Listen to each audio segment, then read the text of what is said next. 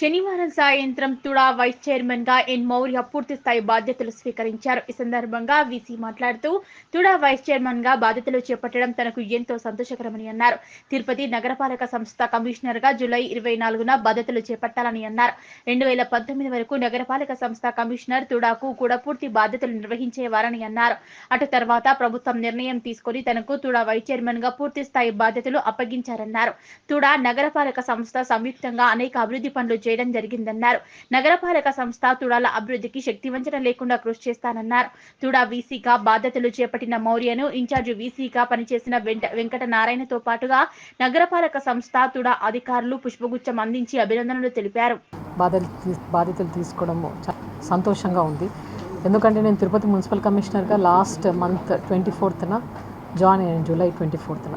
అప్పుడు దాని తర్వాత నేను నా విజిట్స్ కానీ బ్రీఫింగ్ తీసుకున్నప్పుడు ఇంతకుముందు 2019 వరకు టుడా అండ్ మున్సిపల్ కమిషనర్ ఎఫ్ఏసి ఉండేవాళ్ళు. సో దానివల్ల కొంచెం ఇంటిగ్రేటెడ్ డెవలప్మెంట్ కూడా జరిగింది.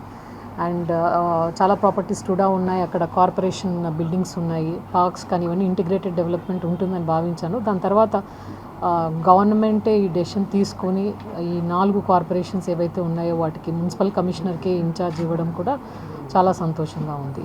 ఇప్పుడు ఒక బ్రీఫింగ్ తీసుకుని ఏం యాక్టివిటీస్ ఉన్నాయి ఏంటి, సో ఏం డెవలప్మెంట్ చేస్తారు, ఇక్కడ టుడా కింద అంటే ఇప్పుడు ఎక్స్పాండ్ అయింది కాబట్టి కార్పొరేషన్ పరిధే కాకుండా మొత్తం జిల్లా చాలా వరకు ఎక్స్పాండ్ అయింది కాబట్టి ఏం డెవలప్మెంట్ చేస్తారు, మన రిసోర్సెస్ ఏంటి, ఎట్లా డెవలప్ చేయాలని ఒకసారి బ్రీఫింగ్ తీసుకొని నేను కూడా అవగాహన తీసుకున్న తర్వాత మరొకసారి నేను మీతో మాట్లాడతాను.